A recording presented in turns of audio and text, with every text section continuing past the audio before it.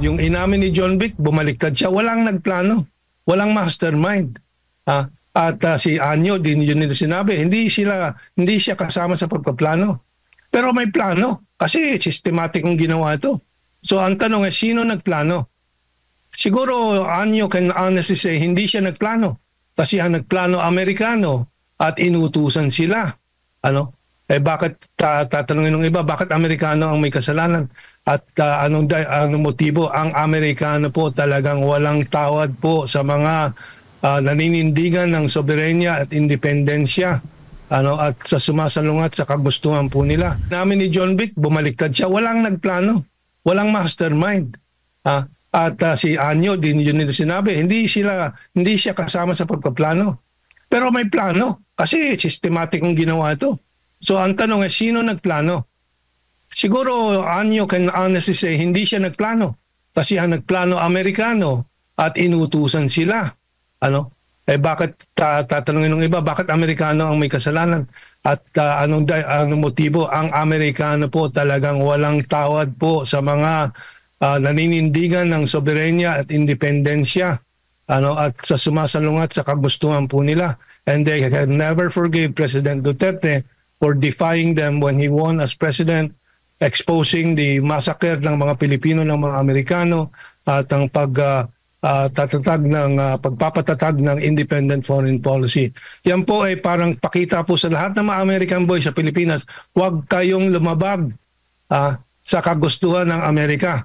Ang talagang kailangan targetin po natin, patalsikin ang Amerikano at impluensya po nila dito sa Pilipinas. At mga subversibo at mga espiya ng administrasyon at ng Amerikano. So yan po ay to be expected, pero yung ating nakikita pong unity ng sambayanan at ng mga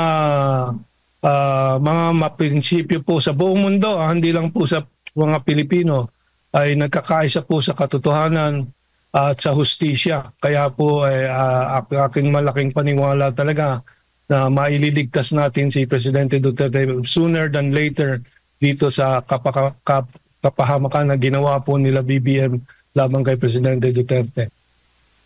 May claim naman po yung isang police official na hindi naman daw po marami ang mga sumusuporta dito sa dating Pangulo. Mas, kumbaga, maingay lang daw. Mas marami daw ng mga Pilipino ang sumusuporta sa aksyon ng pamahalaan na ginawa nila sa dating Pangulo. Ikaw ba'y naniniwala dito, considering na after nung maaresto or isinuko ng Pilipinas si former President Duterte, kaliwat kanan na po ng mga mass action ang sinagawa Luzon, Visayas at Mindanao, maging sa iba't ibang bahagi ng mundo? Well, kahit ako na veterano na po sa organizing ng mass action since I was a teenager, since 18 years old, ako is 74 na po. Wala po akong nakitang ganitong spontaneity, meaning yung talagang kusa at parang mga kabuti na kusang tumutubo na mga protesta sa buong mundo, sa buong mga OFW community sa iba't ibang bansa. Pati sa barko ng tanker, nag-organisa po ang ating kapwa Pilipino ng protesta, binidyo po nila at pinadala sa buong mundo. Everywhere po in the world. But not only us Filipinos, but even international citizens, yung mga citizens na iba't ibang mga bansa. Yung mga komentarista po na tulad ni George Galloway ng Britannia, at iba pa po sa Amerika, sila, well, I cannot remember all the names right now dahil napakarami po. Talagang kitang-kita naman yung lantarang pang-aapi kay Presidente Duterte at hindi po nila matanggap at nagsasalita po. Ang ipakita po ng administrasyon at ng pulis man na yun, kung sino man yun, nasaan ang tao nila? Ilang buwan na po, hindi pa po nangyari itong pag-traidor kay Presidente Duterte na ginawa ni BBM. Mula pa po nung KOJC hanggang doon sa massive rally ng Iglesia ni Cristo, ay nakita po natin milyon-milyon lagi ang lumalabas para kay Presidente Duterte at laban po dito sa panloloko ng administrasyon ni BBM. No? So, I don't know kung sinong pulis yan, but manloloko din yan. Basta't magkakasama silang manloloko. Opo, at ngayon po ay hindi na mapipigilan itong tunay talaga na issue kung bakit nagkaganito po ang Marcos at Duterte.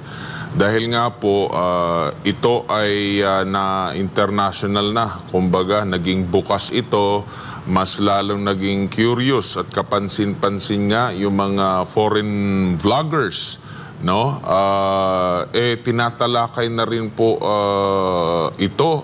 Kabilang ba ito sa nakikita nyo pong hindi nakita ng administrasyon na ngayon na posibleng mangyari? Kasi kung napipigilan yung mga impormasyon na mailabas dito sa Pilipinas at kapansin-pansin na mas tinatangkilik ng mga kababayan natin, yung mga independent political vloggers, no, at iba pang mga alternative news agency, ay ito ba hindi nila nakita ng administrasyon? Kamentong? Well, ang aking teorya po kasi itong mga pangkat po na I call them as American Chihuahuas or muchachos, muchachas or proxies po, no? Ay walang ibang nakikita kundi yung utos ng Amerikano sa kanila, ano? Kaya walang ibang konsiderasyon kasi yung kita naman natin lantarang pagko-contradict sa sarili ni Boying Remulla sa sinabi niya 2024 na kabaliktaran 2025. Ganyan din po sa Enero ng 2024, sabi ni Bongbong Marcos, walang jurisdiction ng ICC. Pagdating sa 2025, kabaliktaran naman ang sinasabi. Bakit ganyan sila? I think very clear naman na kahit sila naman, kahit sabihin natin tuso sila at walang prinsipyo, makikita naman na sila ay sinasalungat ang sariling sinasabi nila. Pero lahat yan walang konsiderasyon dahil sa takot sa Amerikano. Dahil kaya nga po doon sa hearing ni Amy Marcos sa Senado, nung natanong, sino bang nagplano nito? Yung inamin ni John Vic, bumaliktad siya. Walang nagplano. Walang mastermind. At si Anyo, din yun nila sinabi, hindi siya kasama sa pagpaplano. Pero may plano. Kasi systematic ang ginawa ito. So ang tanong ay sino nagplano? Siguro Anyo can honestly say hindi siya nagplano. Kasi ang nagplano Amerikano at inutusan sila. Bakit tatanungin ng iba, bakit Amerikano ang may kasalanan? At anong motibo? Ang Amerikano po talagang walang tawad po sa mga naninindigan ng soberenya at independensya. At sa sumasalungat sa kagustuhan po nila. And they can never forgive President Duterte for defying them when he won as president, exposing the massacre ng mga Pilipino, ng mga Amerikano, at ang pagpapatatag ng independent foreign policy.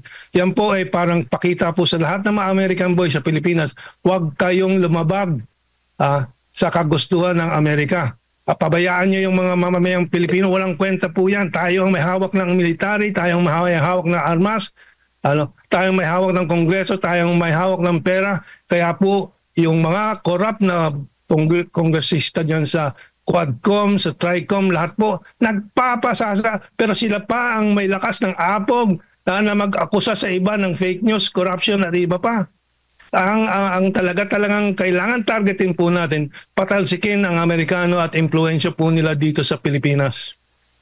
Kamentong, usap-usapan din ngayon yung naging pahayag po ni Vice Presidente Sara Duterte sa paghahambing niya sa kanyang ama na si dating Pangulong Duterte kay dating Senador Ninoy Aquino dahil posible daw ang sapitin ito ang nangyari kay dating Senador Ninoy Aquino kung nagpupulit itong umuwi. Mula sa the Netherlands, single nga po ito.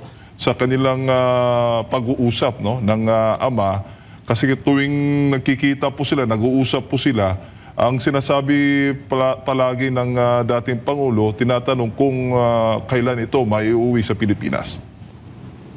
Well, talagang malinaw na posibilidad po yan dahil desperado po itong mga pangkat ni Bongbong Marcos doon sa kinalalagyan na po nila, wala po silang mapuntahan at makabalik po si Presidente Duterte ay disaster po sa kanila, immediate collapse po, ano. And yung kinatatakutan ni Vice President Sara Duterte ay yung paslangin nga, tambangan si Presidente Duterte tulad ng ginawa kay Ninoy Aquino, which is a very, very distinct possibility but would be a major mistake for the administration. Pero taranta na po sila talaga. Kung anong gagawin po nila sa nakita po nilang malinaw na suporta ng sambayanan kay Presidente Duterte, kay Vice President Sara Duterte at sa hustisya, katarungan at demokrasya. So talagang malinaw po na peligro po yan.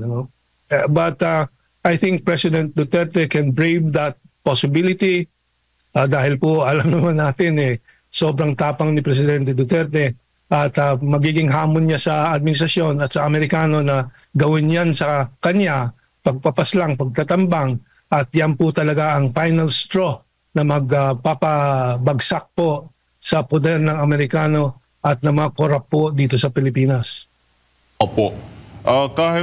Kamentong, nalalapit na yung karawan ng dating Pangulong Rodrigo Duterte at iba't ibang grupo na rin ang nagpahayag ng kanilang mga aktibidad na gagawin. No? Talagang ito'y hindi naman pinilit, talagang kusang loob. Iba't ibang grupo ay magsasagawa po ng mga pagtitipon sa